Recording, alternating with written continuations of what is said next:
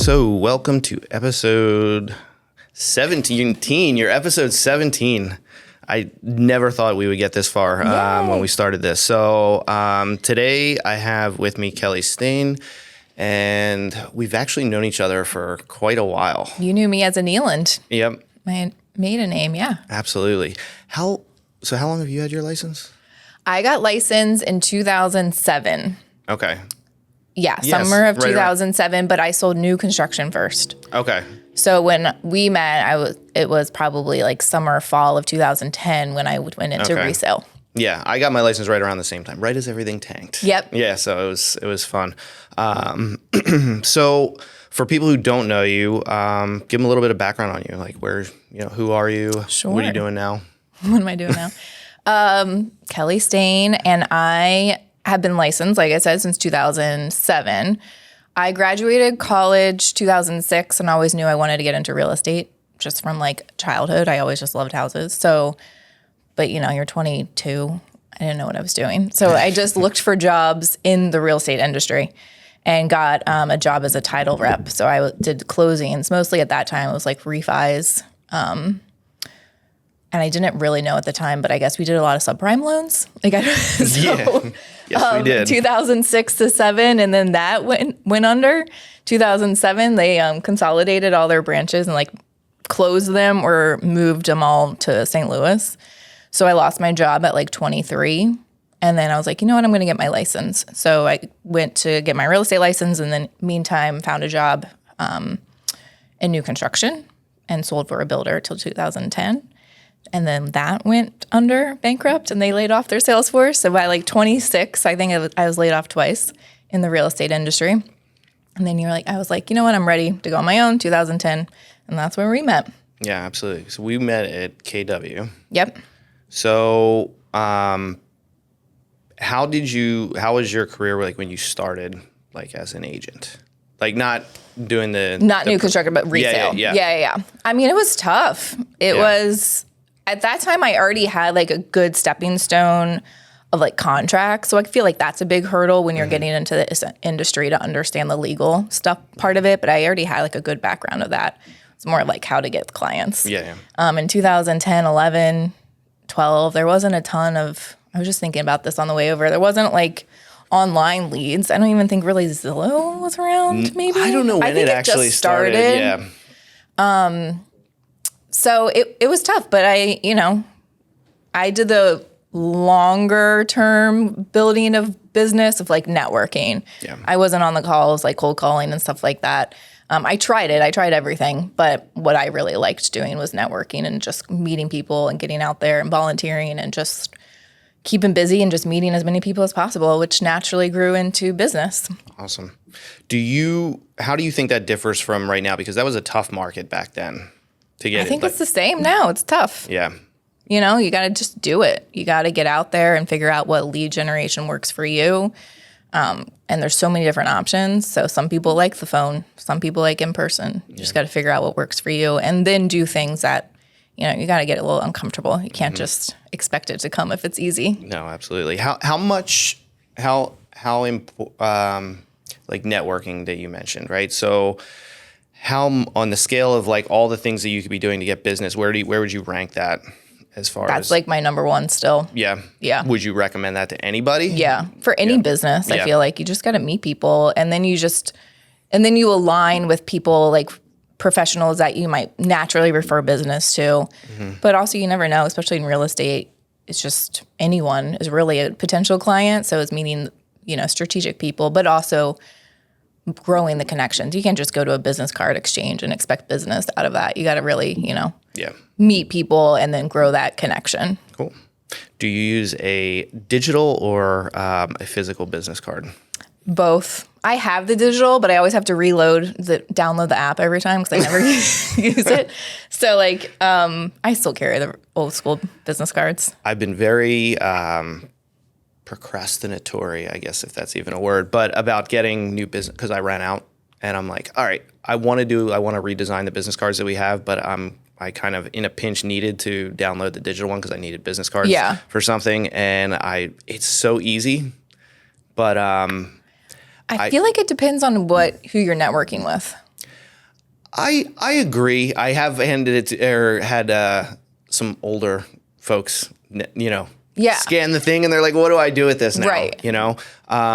But it is, I think it also depends on which digital business card you use. Some of them are a lot easier. Some of them are. Yeah. I mean, I'm sure there's a lot of options. There are, but yeah, so I'm waiting to see what I'm going to do there. I probably should get some standard business cards. You should have them just to have. And yeah, I mean, yeah, you should have some business cards. The digital is great for some things, but not everything. Yeah. All right. So in what you're doing now, so are you solo? Are you on a team? What's the situation? Good question. So for most of my career, I've been solo. But now I'm on a team. So I'm with Keller Williams. I'm on the Philly Living team. I'm actually their area manager as well. So I'm still producing. That's primarily my business, like 70% of it. And then I also manage the team, just being their source, their help, their support, whatever they need me to be. And also just trying to always improve them and myself, which I found through my years in real estate of teaching and doing things, like I do better by teaching.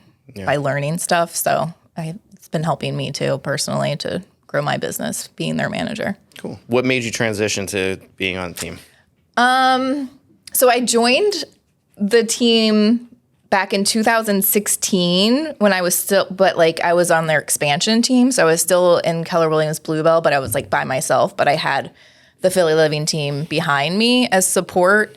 So that was actually a good stepping stone too, which I didn't realize because I am very independent and I'm self-motivated. So I didn't need so much of that, but I was also really busy and needed a lot of leverage and support.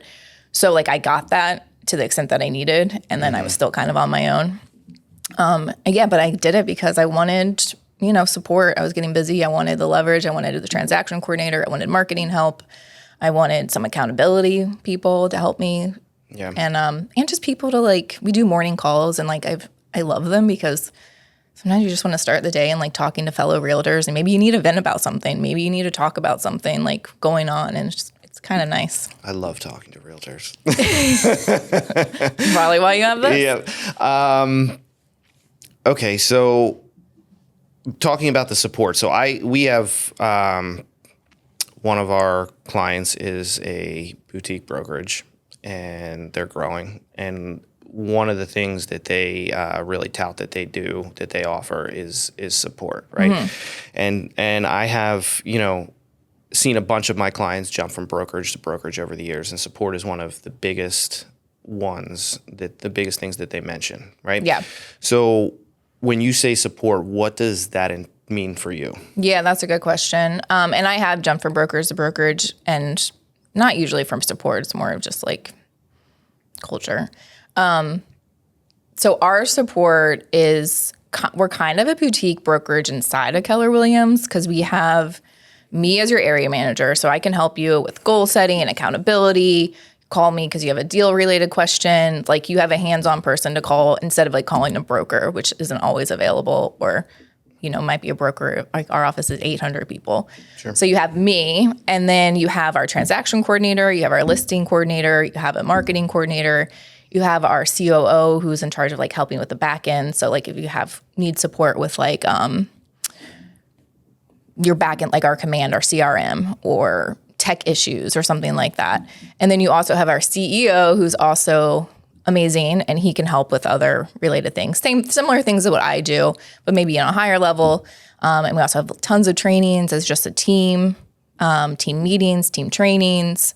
Like I said, the morning calls. So I feel like if you, as an agent, you're independent a lot unless you're on a team. Right. Even on a team, sometimes I hear you don't have a lot of people to call if you have a question or something. So whether it's your business plan, how to write that, how to budget, how to whatever, it's you have all those people right here in our system. Now, what you're talking about, all of that stuff, that's awesome. Sounds awesome. Even from team to team, that differs. Yeah. I think, from what you're saying, it sounds like the team that you're on is pretty damn comprehensive. Yeah, we cover everything that you need from contract prep to closing past. So if you were to assuming not everybody has the opportunity to work on a team like that, right? What would be like bare minimums for you if you're looking for a team to join? What are some things that like, out of all that stuff, maybe you don't find that everywhere, but like there's certain things that you like have to have. If you're on a team, you have to have transaction support and probably marketing support. Okay. Because then it's like, because that's the most time consuming, right? And those are the ones that you can easily hire out. Okay. So I feel like those are like the bare minimum. Okay. And then you want to have a leader, right, to go to help you succeed too. So business planning or, strategizing what's going to work for you. So I feel like the team leader really needs to be a leader too. Okay. Now, what advice would you give to an agent that's either just getting started or somebody who's looking for a change where they're getting just a better situation like that? If they're looking for a team, how would you recommend they go about? I would talk to a couple of different ones, talk to friends that are on them, what they like about it, because people do jump around. Is there a way that you would say like hunting for like teams to even talk to? Like I would probably talk to the manager or like team leader of your brokerage office or brokerage office in general. So like if you came, for example, like Keller Williams, just because I'm familiar with that, if you wanted to join Keller Williams or if you wanted to join a team, you would go to like the team leader of there, and then they understand the different dynamics and like will point you in the right direction of like a team that might fit, and then you interview those people. Okay. I'm sure, and I was at Long and Foster briefly too. Same thing. The manager of that office probably would have done the same thing. Okay. Like guide you of who to talk to based on what you're looking for. Cool. What makes you unique as a realtor? Oh my gosh. Not like My unique value proposition. No, I mean, you don't have to get that like uptight about it. I mean, I'm not calling you uptight, but no, like what would you say that makes you different from everybody else? Well, in our team structure is like a lot of help. So that helps me stay really focused on clients. I'm not doing all that other stuff because I can be one-on-one with clients, consulting them, negotiating for them. And I mean, I'm actually working on my unique value proposition right now. So I was like reading through all the testimonials to like help me figure out more about myself, like dig deeper. And I just find naturally, and I just talked with a new client the other day, I feel I'm just not pressure. Like I'm pretty low key. I'm not going to pressure you into something. And I find clients really value that.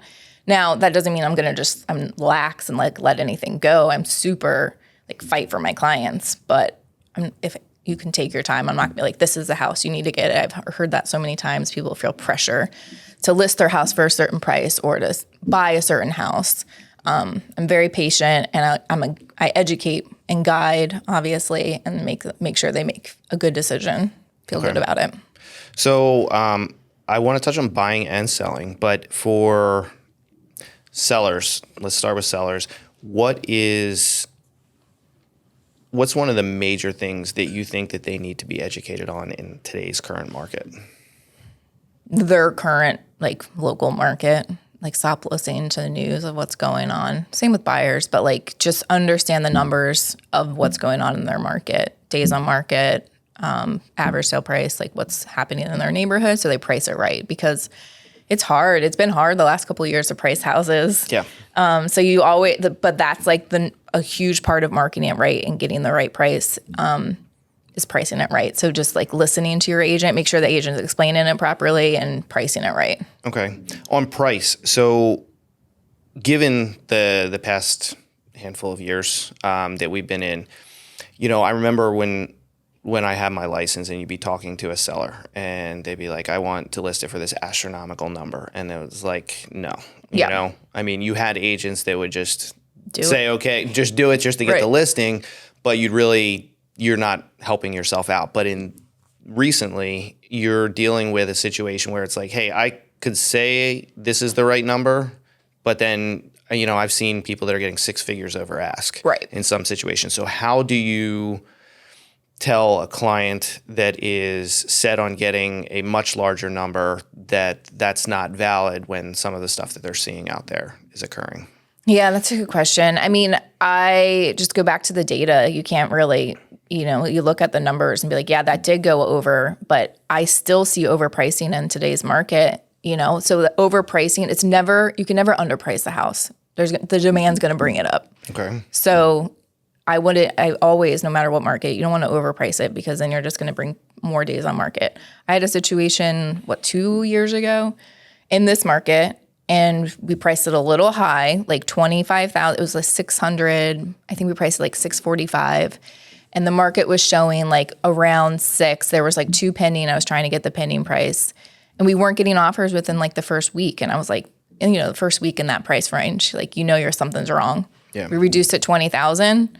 And then we got an offer of 25,000 more. Okay. So basically, like where they started. You got that number right. It's all mentality of like the buyer. It's still like mental to them. They'd rather go over an ask price than go to start too high in their minds.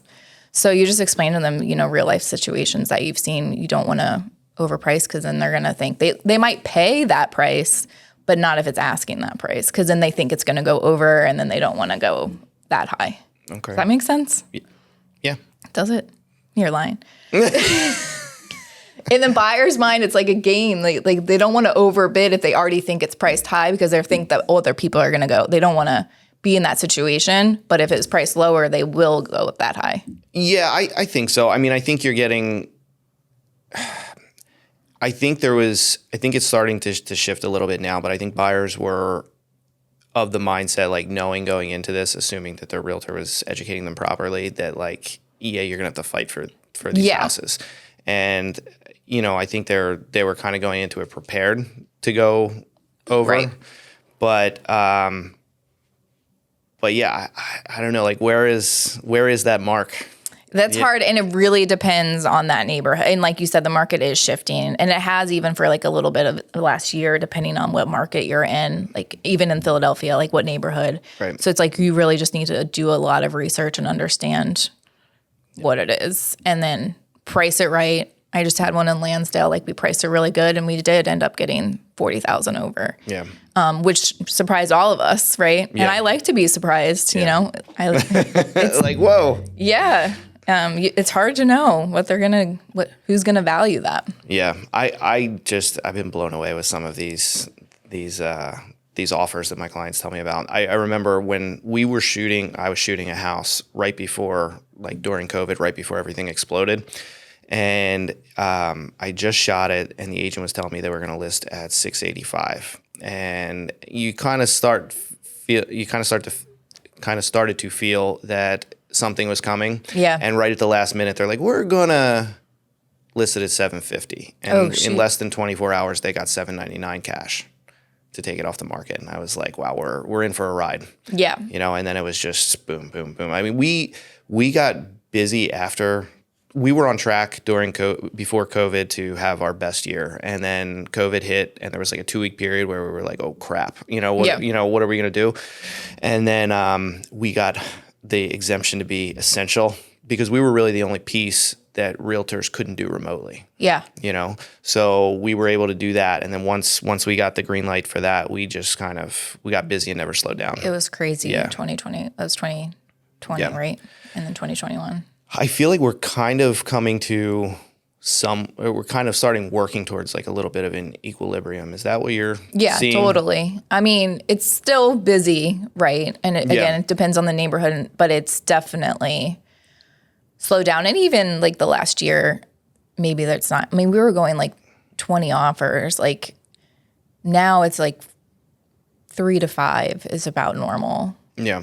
Generally. I mean, there's the case where it is still like 10 and something, but I'm not seeing 20 really anymore. No. And you were, I think the normal ebb and flow of the yearly real estate market, like, okay, in summer it slows down a little bit and all that. I think that kind of returned within the last 2 years. Yeah. So, which is nice. That feels a little more normal, right? And then you're starting to see like the home inspectors were getting killed. I know. I felt bad for a lot of, because a lot of them are independent things, businesses. But it seems like inspections are starting to come back. Totally. Yeah. No. Depending on the house. Like I said, like if there's more than 3 offers, one of them's waiving inspections. Right. But I guess like if you had to put like a percentage on it, how, from what we were at before, let's call it like 80%, where do you think we're at as far as, buyers being able to do inspections on houses? I'd say I don't know. I'm looking at my last transactions, and it's probably like 50% are doing them. Yeah. I still have a couple that I've waived. Like I have 2 pending right now that were waived. I have one that we just canceled because of inspections. And that's happening. We're seeing more coming back on the market for whether inspections or financing issues. Okay. That's definitely happening more. Now that sellers got a taste of what a market with like all of that being able to be waived and overages and all that. Do you think at some point we'll ever get back to exactly the way it was? Or do you think there's somewhat of a new normal with the way we're at right now? That's a really good question. I haven't thought about that in terms of like inspections and like appraisal gaps, that kind of stuff. I am seeing not as many appraisal gaps being written. Yeah. I don't know. I mean, now that we've had that taste of like being able to waive, Yeah. I don't want it to go away. I think it's obviously really helpful for both sides. Sure. It's a power move sometimes if you're a buyer, and it's... I think for the right houses, yes, it will.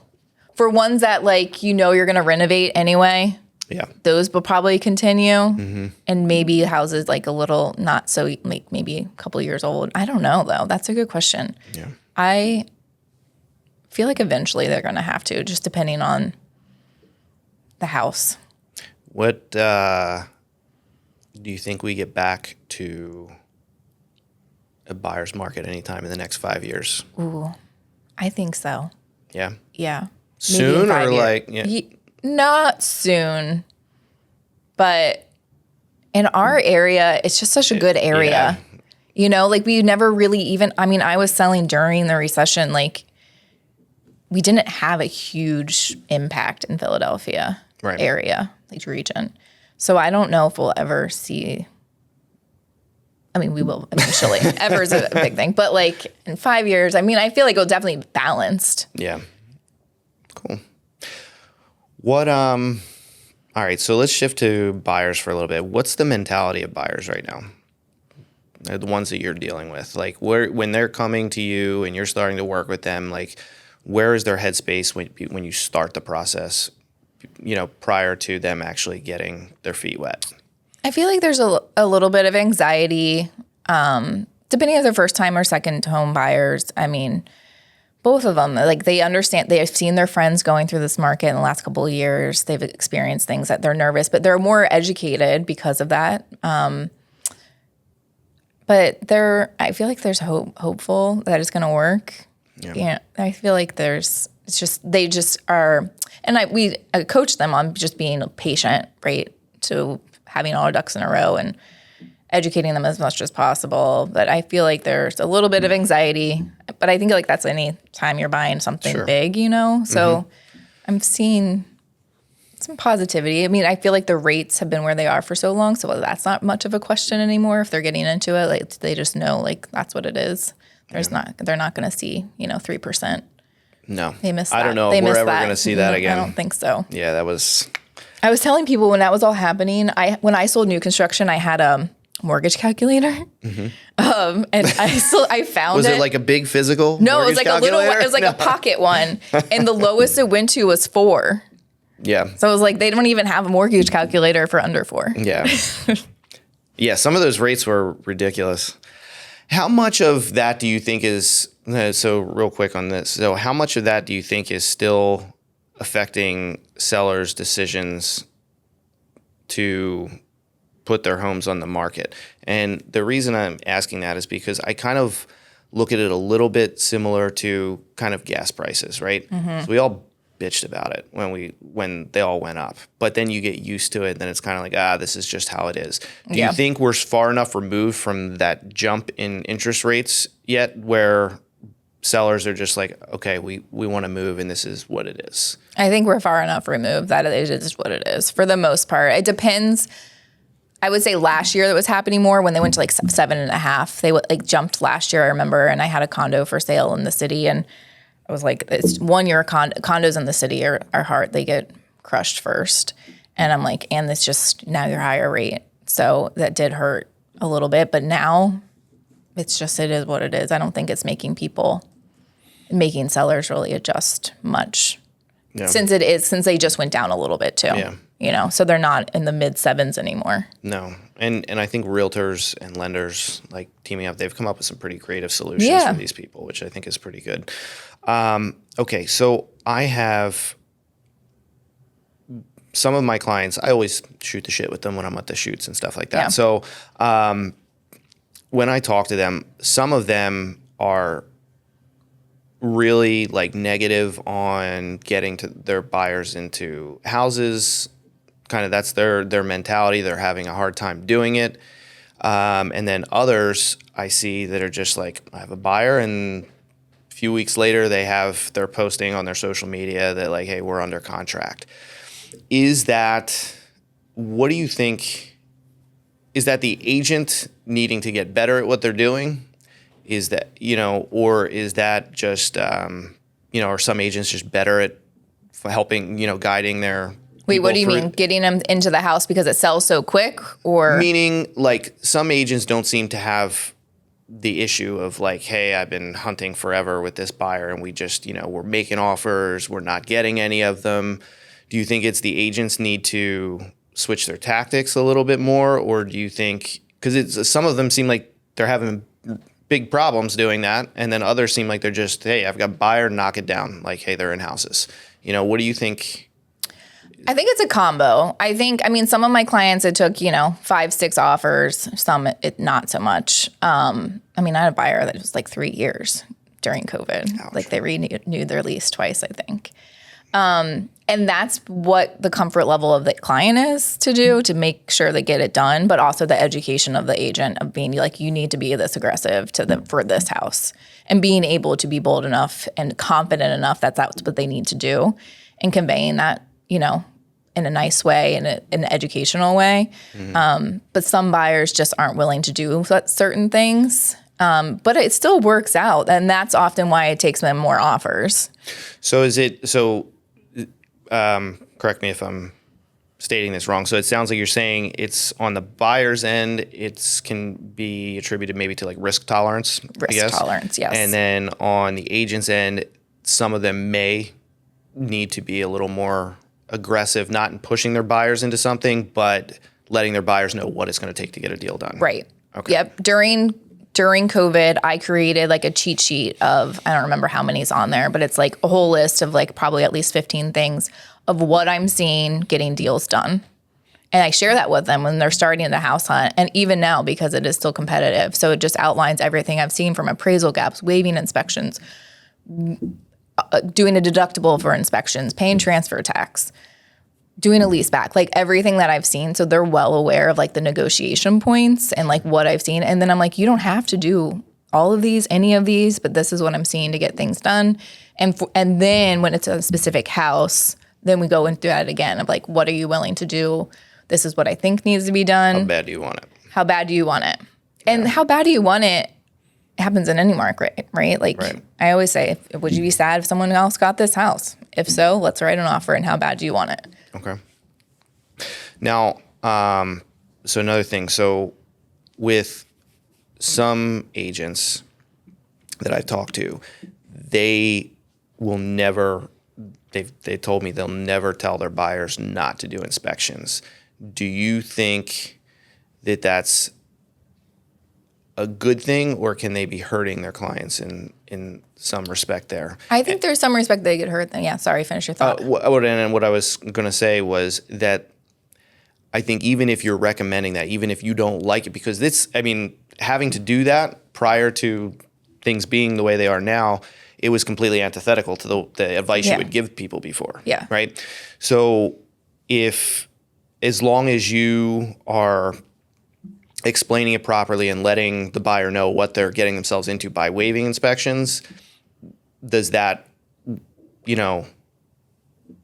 make it take out maybe the unethical part of saying, hey, just waive inspections to get this done? Yeah, I would never say you need to waive inspections either. I would say this is an option. This is what I'm seeing people do. I totally understand if you don't want to do that. I don't really recommend it for especially first-time buyers. Second-time buyers often realize that inspections really aren't that great anyway, and that what's better is to actually have a contractor, electrician, or those actual professionals to come in. And they have an understanding of things that pop up when you own a home. Correct. And they understand that, like, oh, an outlet doesn't work. It's not the end of the world. I've been living without this outlet working for 30 years kind of thing. So they understand, like, houses, basically, for the most part. We would just look at it case by case. And sometimes I would always look at, like, when they bought, the sellers bought, because if they bought in 2017, 18, 19, like, hey, they had an inspection back then. If anything was major, it probably got fixed at some point, whether before they bought it or afterwards, if it was, like, detrimental. Sure. And then we go line by line. You know, the inspection, there's like 10 options on the agreement of sale for inspections. And then often, you know, half of them aren't even applicable to the house. And then, like, what of these will make you not want to move forward? Would you still buy a house and spend $1,200 on a radon mitigation post-settlement? Then, okay, maybe we don't do that one. Right. And you test after settlement and you're okay with that potential $1,200. What I don't usually recommend is the termite. I would suggest, if depending on the age of the house, like, you should probably still do that. Yeah. Because that could be major. I always found that when I did the termite inspection, there was always something that made you say, let's get a termite inspection on this thing. You know what I mean? Like, there's always something that you're like, like, whether it was like the structure, the way it was built, or you'd see the termite tubes and all of that. Yeah. And termites actually, or at least I'd never ran into one where it was, like, really bad, even if there were termites. I know. Have you ever run into a really bad termite situation? No, but I have a friend of a friend who did, like, in Manioc, had a really bad issue. And it, like, basically was, like, the whole side of his house. Oof. Yeah. Ouch. So that scares me. And again, yeah. So, and then the general inspection. And then we talk about the inspection of, like, what are you nervous about this specific house? We already realized X, Y, Z. They've already disclosed X, Y, Z. And then maybe that's when we started doing, like, the deductible. Like, we'll do it, but we're okay accepting, you know, $5,000 of repairs that come up. And, like, that helps. But obviously, if someone's waiving it completely, then that's tough. But you just try to, you know, talk through the points of what, for that comfort level for that. Because I've had plenty of buyers that aren't okay with waiving, and we still get them a house eventually. Yeah. Okay. So, all right. So wrapping up the part on buying. So if you could give one overall piece of advice to buyers right now, what would it be? Patient and start earlier than you think. That's two. But I guess it's kind of one. What do you mean by start earlier than you think? Like, if your lease is up, you know, in 6 months, I would start now, like, getting prepared, getting ready, because it might take you longer to find a house, to get the house too. That's good. I mean, it's slowing down a little bit, and more inventory is coming up, which is good. But I would say get prepared sooner than later. You know, it's funny, when I ask people for a piece of advice they give the sellers, most of those pieces of advice are very similar.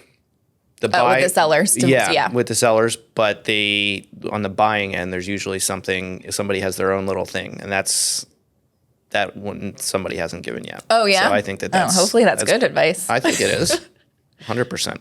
Because you do hear stories about people when the people are like, we don't know where we're going to go, or we're up and then they got to worry about the headache of can we extend it, you know, month by month or whatever it would be. Yeah, and your dream house might come up sooner. I just had that in the city. Like, they weren't ready to move to, like, October, and I was like, that's fine. Like, we got pre-approved. Wasn't pushing them, but was sending them listing alerts, and then, like, 2 houses came up that they really liked, and they got one. So they just moved a little earlier, you know? So they're only paying 1 month, I think, extra. Cool. What is the hardest thing about being a real estate agent? For a lot of realtors that I talk with on my team, especially, it's time management. You're your own boss. No one's telling you really what to do. And I find a lot of realtors struggle with that. Personally, I don't struggle with it that much. And I feel like I've gotten better as I've had kids. I bet you have. But, like, just doing what you're supposed to do every day to get business. Yeah. I find that a lot of realtors out there they don't know how to run a business. Yeah. and they could be really good at selling houses, but they don't know how to grow the business because it's just not, time management's one piece of that. On your team, how would you say you guys are better at that because of the way your team's structured? Do you think it helps the agents on the team be better at running a business? Or do you think it definitely helps them be better at running business because we give a lot of tools of like how to actually run a business and budgets and things like that. I think agents still struggle though. And our team's not structured of like, you have to be in the office from 8 to 10 making phone calls and you have to have X amount of deals per appointments per week. Like we're not tracking you and being micromanaging you like that. So we give you a lot of leeway, which is good and bad, you know, for the right agent. But I try to teach them like time blocking. I'm all about time blocking, and you really should live by your calendar. Like I don't even know what I did yesterday, so I look at my calendar. So it's like, tell me.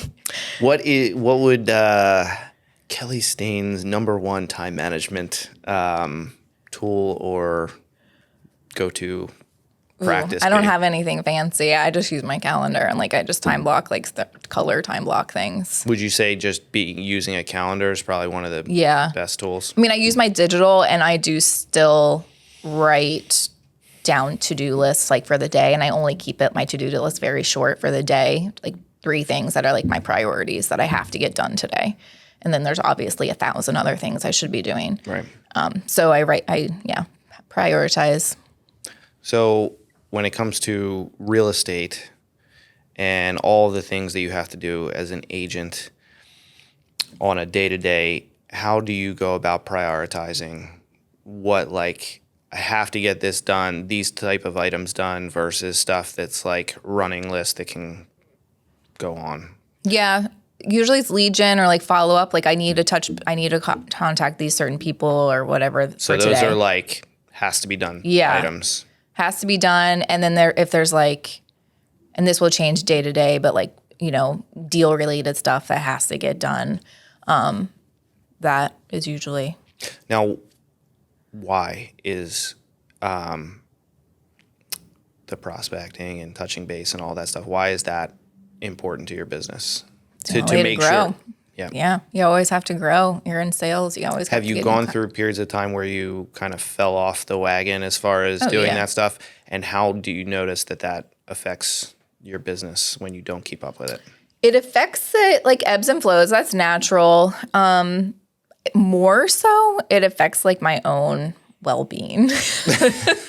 Okay. Like my own anxiety level or just feeling confident and comfortable. Like I'm like well beyond my goals for the year and I like feel good. Like but I'm still want to prospect, but I like to be feeling secure. Like you're moving I'm forward. Like a secure. Yeah. So if you do the disc, like I'm secure. I'm like SC, which is weird for realtors, but I like to know like I'm steady. Like if I'm prospecting every day, or if I have these follow-ups, if I have people in my pipeline, then I know like I'll stay steady.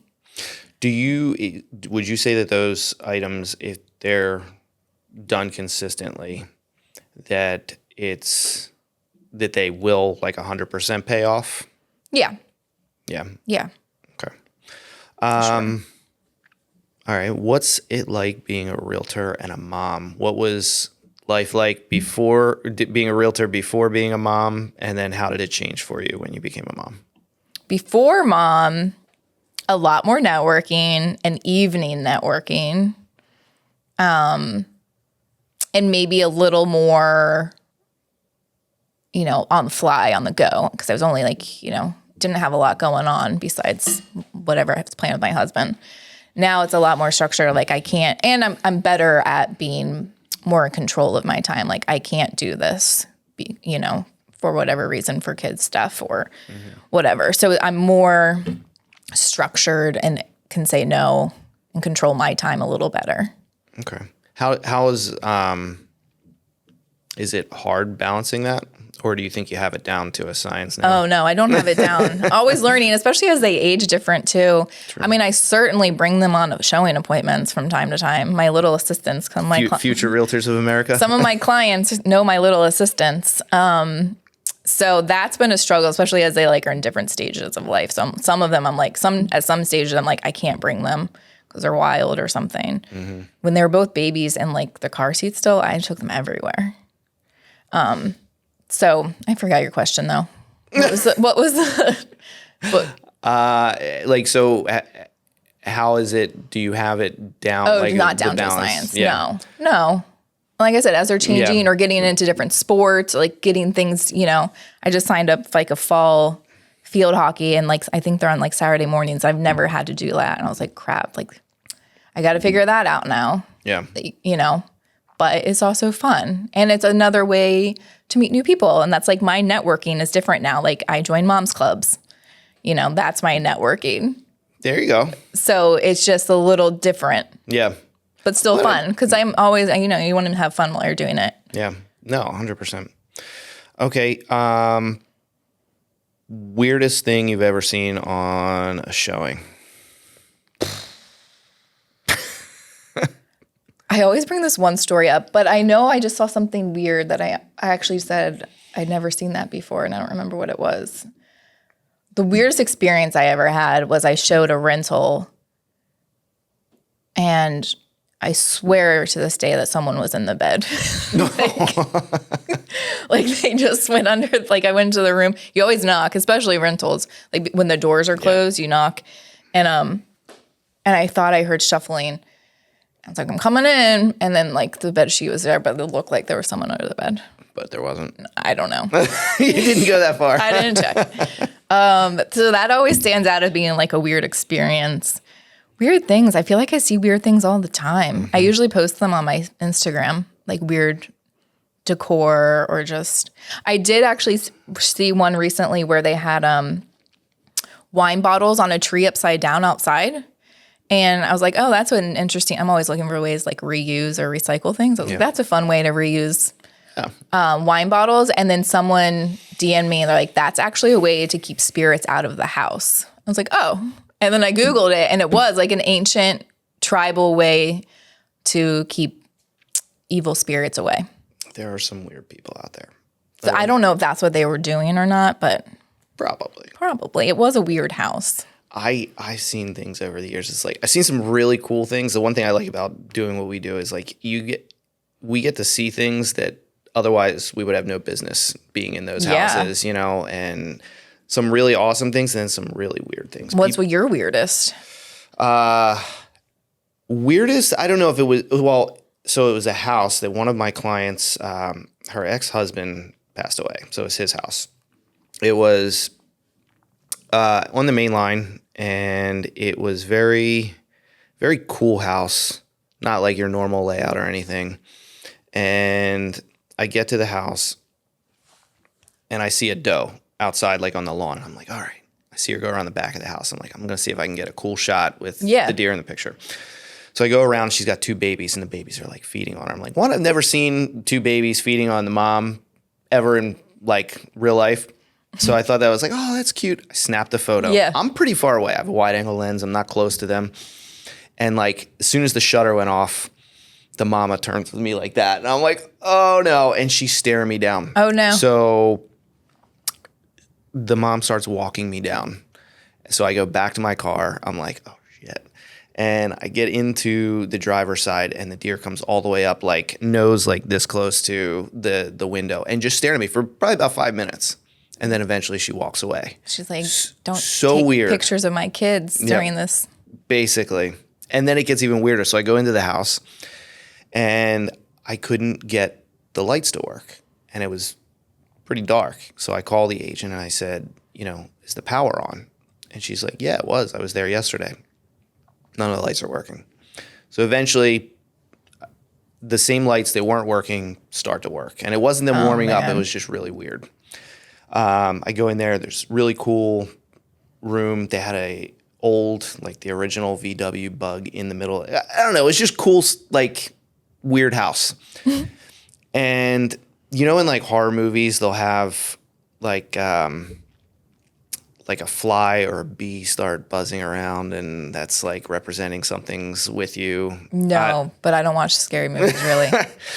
So I get back on the phone with her. I was like, he didn't die in this house, did he? And she goes, oh yeah, I forgot to mention that he did. And it was in the summer. It was humid, no AC, and it gets cold. Oh, stop it. Yeah. And then they had a little greenhouse room on the back of the house, the side. So if this is the house, my car's over here, this is the back of the house, this is where the deer were. I see the deer out the back. Didn't look at me, nothing. And I'm like, there's no way they heard me. So I take pictures of that. I get done. I leave. I go back out to my car. This was only minutes later, so I figured they would be still out back. I walk back to my car. The mom and the 2 babies are standing in a line next to my driver's side door staring at me. And oh my God, I said, am I going to have to throw down with some deer? It was That's the creepy. weirdest thing. It was a little creepy. What did they do at the house? Did they tear it down? I don't know what they did. I don't know if it would have been, if it were me and I would have kept it because it was very cool. Yeah. But it wasn't like a tear property. down. No. But yeah, I mean, it needed some work. Got to sage that house for sure. Definitely. Are you a sage person? I mean, not really. I have a spray sage, but I do recommend, especially in a new house, get new energy, get your energy in there, get the other energy out. I always thought that would be like a fun side business to do, like, hey, get your house smudged. Yeah. I mean, it's probably a business. Like a housewarming gift. Yeah. Okay. What's the coolest place you've ever seen? Ooh, that's hard too. I mean, I've seen a lot of beautiful houses. Anything neat in the city? I feel like they're all the same kind of in the city. I remember there was one in Rittenhouse that when I had my license, they were just finishing up, and they had like you were buying an entire floor, and you go into the garage, and your car gets like. Oh yeah, I went to that one too. Where was that? I forget. Your car does go like kind of like a CarMax thing, or like yeah. That was cool. Where is that? I forget what building that is. I forget. I want to say it's like 17 something. I don't know, but yeah, that was pretty neat. I'm trying to think. No, I mean, I've seen a lot of beautiful houses, beautiful land, beautiful property. Nothing. I mean, some people might think like cool cars in the drive. I don't really care about that stuff. Some people might think those are cool. All right. All right. So I want to bring it up, the NAR situation. So that's coming up. So what's your take on it? It is? I had no idea. Just kidding. She has a sense of humor, ladies and gentlemen. Oh my gosh. Yes. What do you want to talk about? So what's your take on what we're walking into? I feel like, honestly, it's not going to be much different from how we've been practicing in Pennsylvania for the most part. I mean, we've always had buyer agency. We've always had buyer agency contracts that were required to be signed. And nobody ever really does until it's a formality. You might not have done it at your consult or at the beginning of meeting, but like you do explain like that's how it's done. And you should be explaining that. And I've always, not always, but the last couple of years especially, explained to my sellers how commission works. Like, this is my charge, and then I suggest you paying the buyer agency X amount. So like I've been separating that for a long time in those conversations because that just makes sense. So I don't know what's going to happen. And that's the thing. I don't think anything is going to stop August 17th or like change dramatically August 17th. I think it's going to be a gradual change of anything really. And it's mostly just having those conversations in the beginning, which is actually probably how you were trained and how I was trained back in the day anyway, before people could just click online to get a tour instantly. Yeah. Like I was bringing clients to consults in the office. 100%. That actually was a big change for me. Like when I first got started and I'm like, I don't know what I'm doing, but I didn't do all of that. And it actually made my business better once I started doing that. Yeah. But we've actually seen not a huge number, but we're seeing more homeowners calling us directly. And when I talk with them at the shoots, they're bringing up that. So I thought the general public would be a little more not in tune to it. They seem to be more in the know than that's good to hear on your side. I mean, I haven't had the conversation a lot, to be honest, because I've had it, like they ask about it. And, right now there's no new documents. Like they're coming out tomorrow, I think, for PAR. Like our contracts are going to change just to more blatantly than it already is, explain how commissions, and I'm changing the word commission to compensation. It's my fee, and it's a broker compensation agreement. Right. It's not a commission. It's my fee for my business. Yeah. And I recommend you paying a buyer agency's fee as well. And if you don't, just understand the consequences of maybe some buyers aren't going to be able to afford your house. Do you think sellers are going to push back a lot? That's probably the most of the sellers. And then I think that's where agents need to really stay strong. And we're not, unless you're a discount broker already or, whatever, you need to just encourage them. Yeah. I think and educate them. I think that was going to be one of the biggest things is, I know technically it's not rolling it in, but like the way things are now is basically allowing the buyers to kind of finance. Correct. Like it's rolled into the price. Right. So because if the sellers are going to be a stickler about not paying that extra, then you're kind of hurting yourself on the selling end. Correct. 100%. You're reducing your ability to sell. I saw something recently that the sellers, they were part of the lawsuit, are pushing back because they're really getting peanuts and the lawyers are making all of the money. Well, hello. What do you think is going to happen? Right. I know. I mean, I think. Did they explain their fee structure up front? And did you read that contract thoroughly to understand what they're getting? I don't think the agents by themselves really were the problem here. I think some of the agencies, I know I wasn't allowed to accept less than 5.5%. Really? The broker? Yeah. When I have my license. So while it's negotiable, but your brokerage is telling you it's not, I think they kind of. Well, when I was at a previous brokerage that will remain nameless, they wrote in automatically a percentage on their listing contracts, which was higher than the national average. And I always thought that was a little and I had little odd. One of my clients had one of their clients was selling like 4 houses over the course of like a year with them. So she had negotiated like, hey, we're going to do 4%, But then when one brokerage, once it crossed the threshold of being in a different location, they were not wouldn't accept less than 6%. So the brokerage was forcing the 6%. Oh man. So that's the problem. So yeah, I mean, that's where I think the lawsuit had legs, it has legs for sure. Right. And many states, the ones that were in the lawsuit, not Pennsylvania, don't have buyer agency contracts to begin with. Yeah. I've talked to lots of agents nationally that have never done a consult, don't have a buyer agency contract. That's why I'm thinking, like, again, our area, we've had a buyer agency contract since I think like 1998. Yeah. It's required when for me to get paid to get that signed. I don't know of a minimum requirement in terms of a commission or fee amount, but I think that's the problem. It lied in states that weren't higher regulated, and agents were doing a disservice by not educating their clients properly. Yeah. Or maybe they weren't educated by their broker properly, or they had to do a certain amount. So I think it has legs. I just don't think in our area necessarily it's going to change much. But I definitely think the buyer consults and the agreements up front is going to change. It has to change. And I think that's a good thing. Yeah. I've seen a lot of things on social media with people talking about this. Some former agents that are like basically saying that, the agents like basically saying all that, and it kind of annoys me having been an agent, and for you guys, that these people are out there saying like, oh yeah, maybe at one point before the internet you didn't have to do all this stuff, but now it's like, the agents, all they do is open. I'm like, really, dude?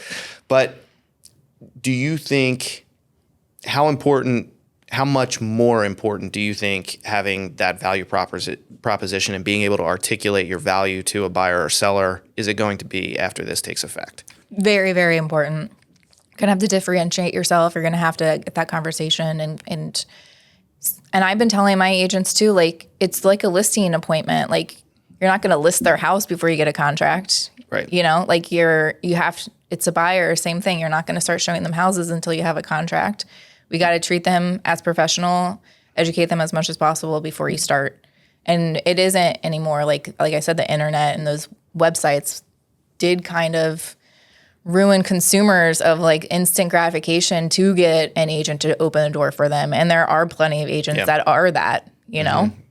Yeah, and hopefully they get out of the business or they learn to get better. Yeah. I think you're going to weed out some of the people who think this business is easy. I think anyone that's been in this business for more than 6 months knows that it's not easy. No. Yeah, you're right. I see some, I'm like, every time I see something that you guys do, I mean, some are better at it than others, but, at managing everything that needs to be done, but there's so much that needs to be done in a transaction, especially anytime you're dealing with the general public. Yeah. It's just a completely different ballgame. And you have to show your service. I mean, we've always had to fight for business, whether that's, fit for sale by owner or a buyer that just wants to go straight in and not use an agent. I saw that on new construction. When I sold new construction, some buyers would walk in and be like, hey, I want to do this, but I don't want my agent involved because they think they're going to get more of a discount. And we're like, no, you're not getting a discount. The builder's already factored this into their pricing. It doesn't matter if you have an agent or not. That just is what it is.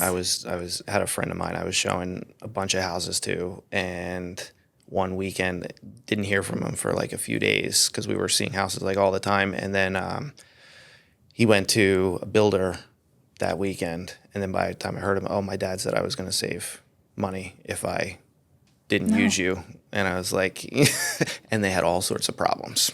Right. So it in anything, like your taxes, your finances, your, not even extreme is like you want a professional to help you, but some don't. Some things you can do on your own. You can go on LegalZoom and get a contract. You can do lots of things on your own if you have the time and the due diligence to do that. You can, and yeah, you can take your own photos, and it's going to look like crap. It's time. That's why you hire you. Exactly. Right? It's time that goes into it, and then it's also the nuances of the transaction. It's like when you bring in lawyers and stuff like that, it's like, yeah, you could hire a lawyer probably cheaper than you can pay an agent, but they don't do it they're not dealing with the situations. Right. I never liked when a real estate attorney got involved. No, it was always a disaster. And no offense to attorneys, that's your job. Right. But even so, I've acted as a transaction licensee for a similar fee or a little bit more than an attorney fee to handle a transaction, but I do twice as much work than what they would do. 100%. Well, cool. So we're going to wrap it up. And will you send us off with a positive message to the world? Oh, I didn't know I was going to have to do that. Positive message to the world is I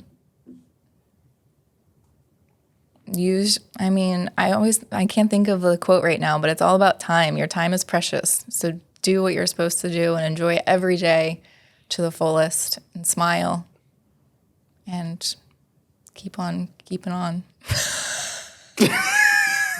What's a positive thing? Mine's always about time. I had this quote on my phone that I don't have it anymore, but it is about time. It's like everyone has the same amount of time, and make sure you're smiling and enjoying as many minutes of the day as possible. Awesome. Well, thank you very much, Kelly. That's it.